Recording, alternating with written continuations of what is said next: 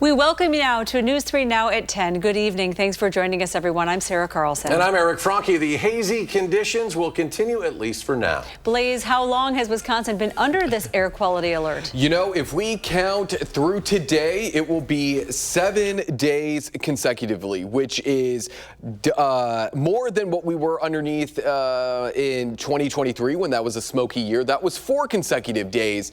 And the 7 stretch and then the 8 that with the extension tomorrow will be the longest that Wisconsin has been underneath a consecutive air quality alert since 2007, so nearly 20 years. And that smoke is still overhead with thicker smoke off towards Watoma and then south, just outside of Dane County, stretching into Janesville as well as into Monroe.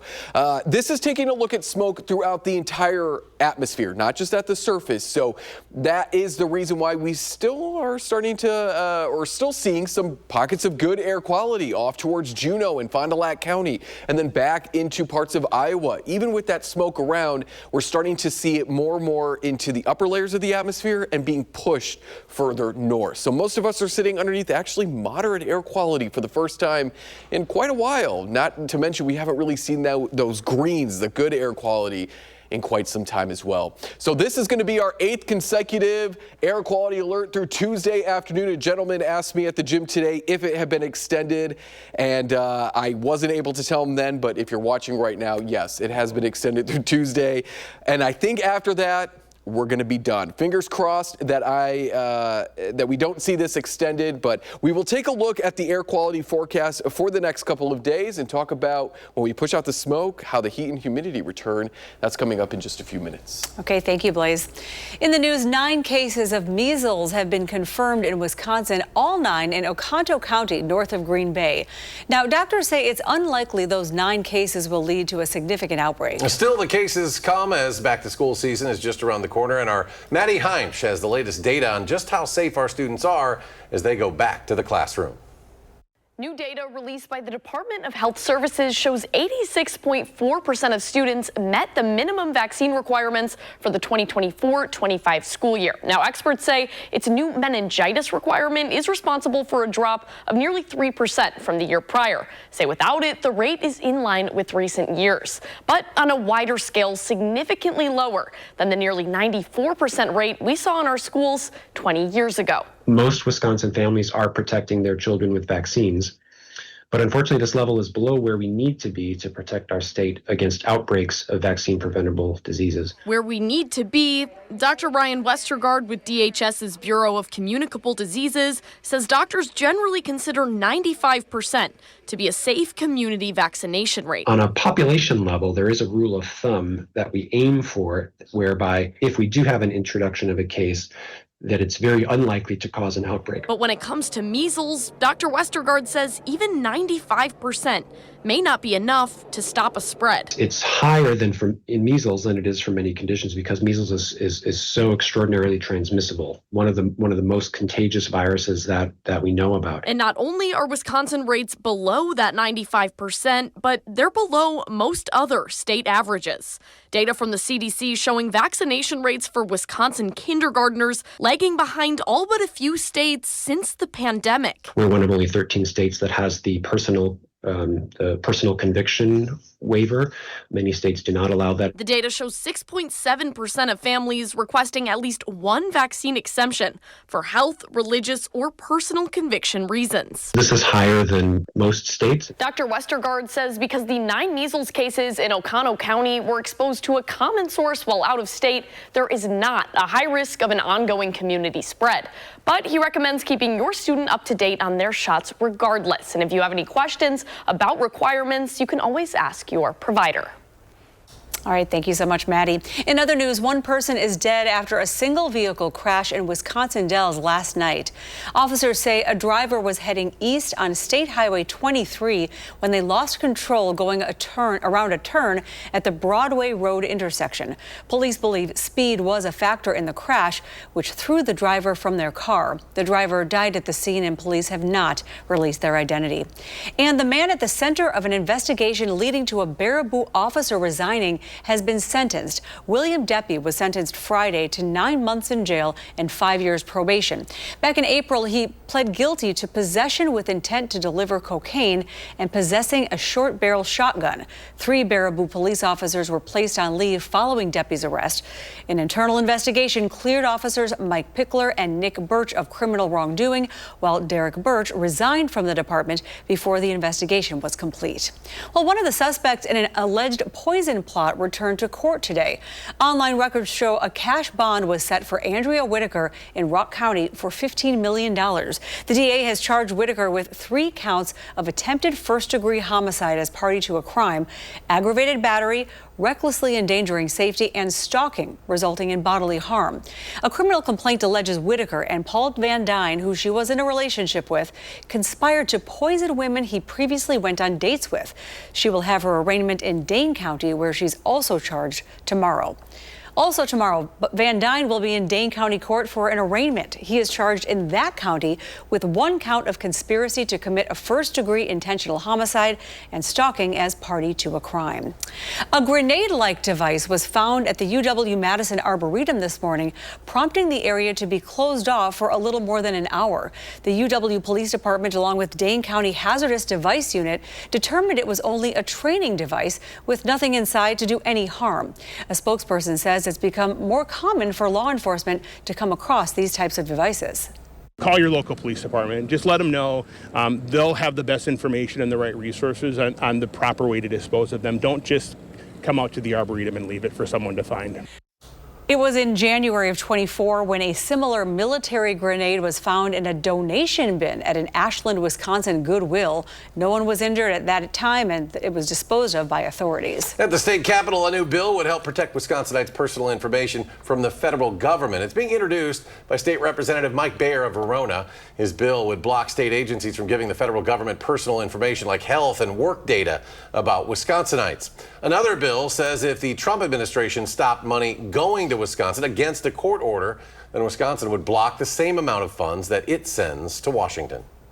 It's billions of dollars, and that's something that my colleagues and I have been conscious of and treat as a potential tool. Representative Bayer's bill is currently circulating behind the scenes at the state capitol.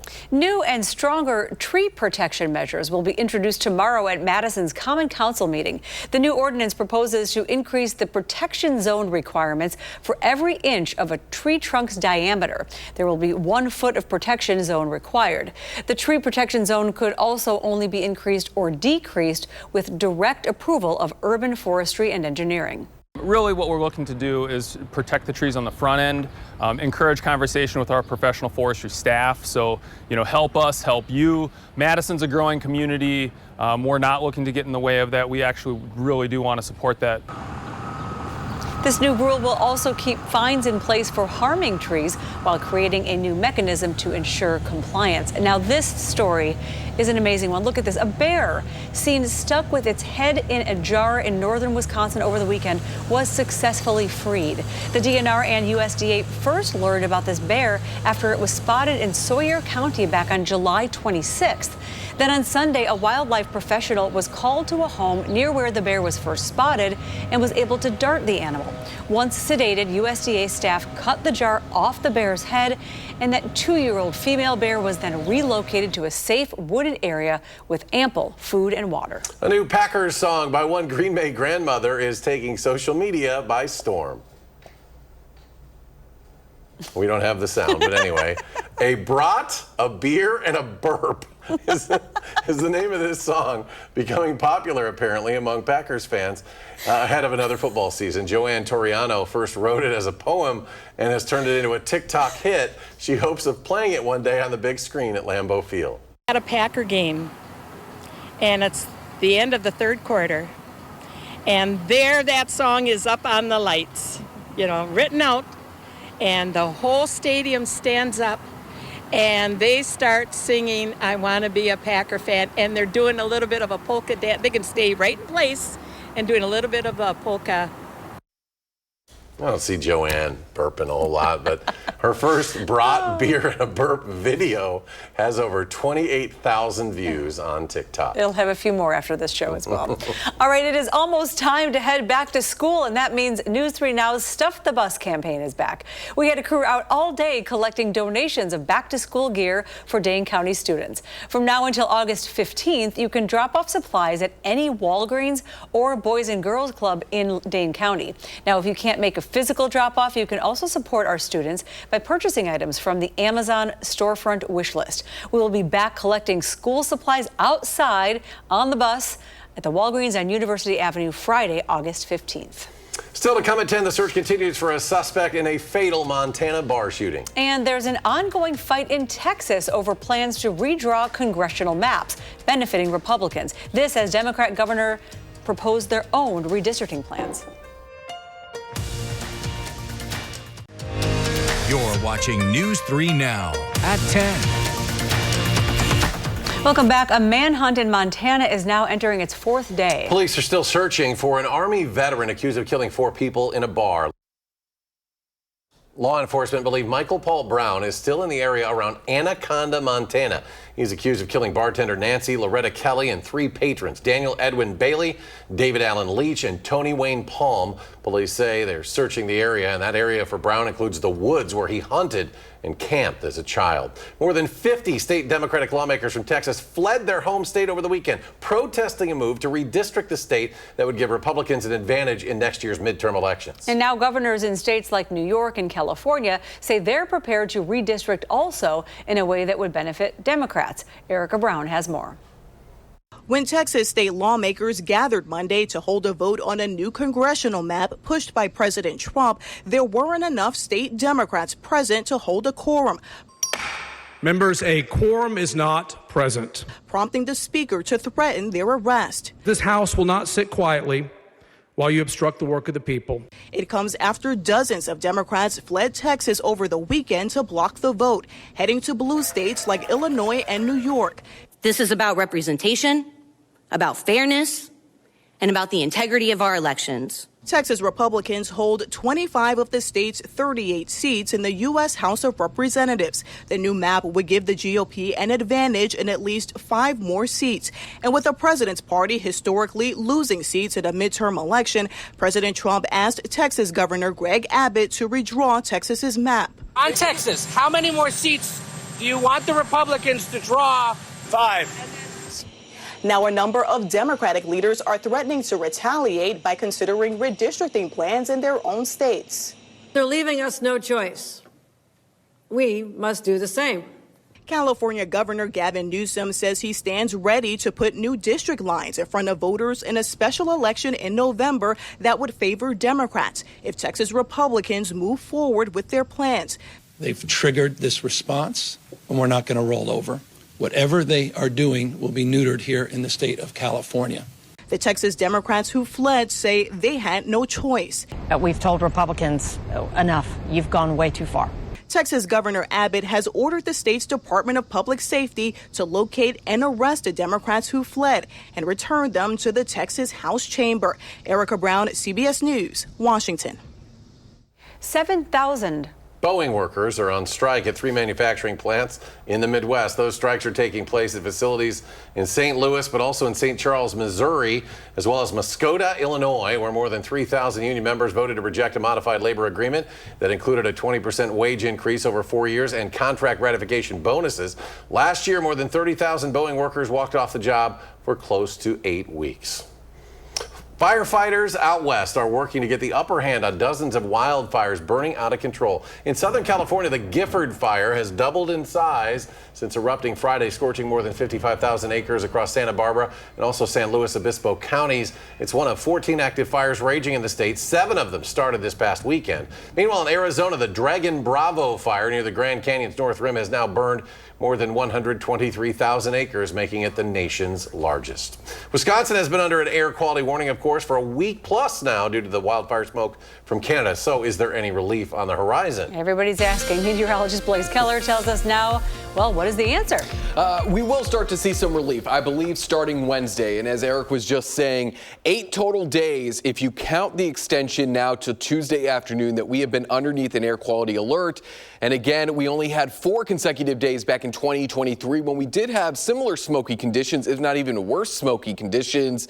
And these 8 days are the most consecutive days for an air quality alert since 2007, according to the Wisconsin DNR. So where is the smoke going? Well, it's essentially going off to our east. High pressure has been overhead, and it would normally have moved out by now. But with Tropical Storm Dexter in parts of the Atlantic, the jet stream is just backed up. Tropical storms and hurricanes, they are very strong low pressure systems.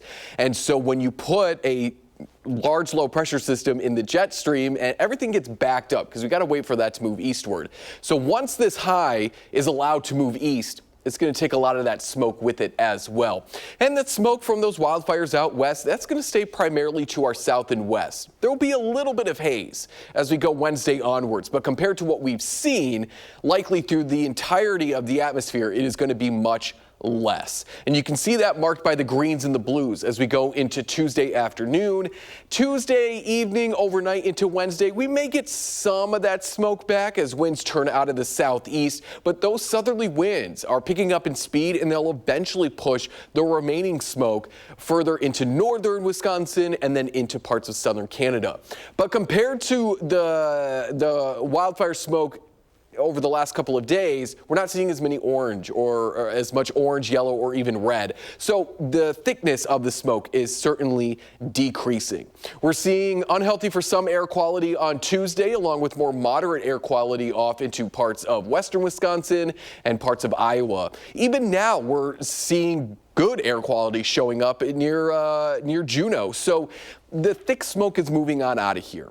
I think Wednesday is going to be the day in between not only these smoky conditions, but then the incoming heat and humidity. So our air quality over the next couple of days, Wednesday onwards, is looking to be moderate. I don't foresee any thicker smoke moving on in and changing that to unhealthy or unhealthy for some.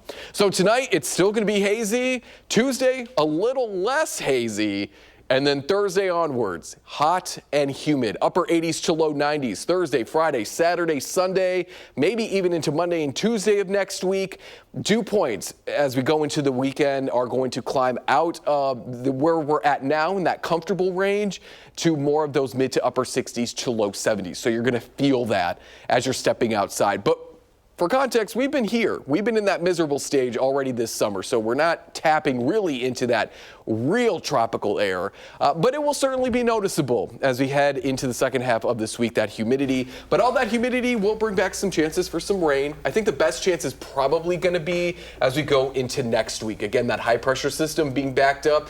Even that rain chance on Thursday doesn't look super impressive. Everything starts to move after the weekend, so I think that's when we start to add back some better chances for rain next Monday and Tuesday. And we could use it. We could, yeah. We've made some great improvements on the drought, but we don't want to go too long without any rain. We got to keep the grass green. Well, that might clear the air a little bit too. It will. Yeah. Water droplets, in short, they form on little particles, whether it's pollen or dirt, smoke, and so if we get rain to attach to it and form, it'll wash it out. So yeah. Blaise, thank you. You know where the air quality was bad was Minot, North Dakota this week. I heard about that. I had a source that told me that. And the nightmares were out there, right? It was a nightmare to have your lungs in those conditions today, but not to play softball. It was a great night for that. Still to come in sports, the Madison Nightmares were unreal in the regular season, but would their dream season continue in the postseason? The answer next on News 3 Now.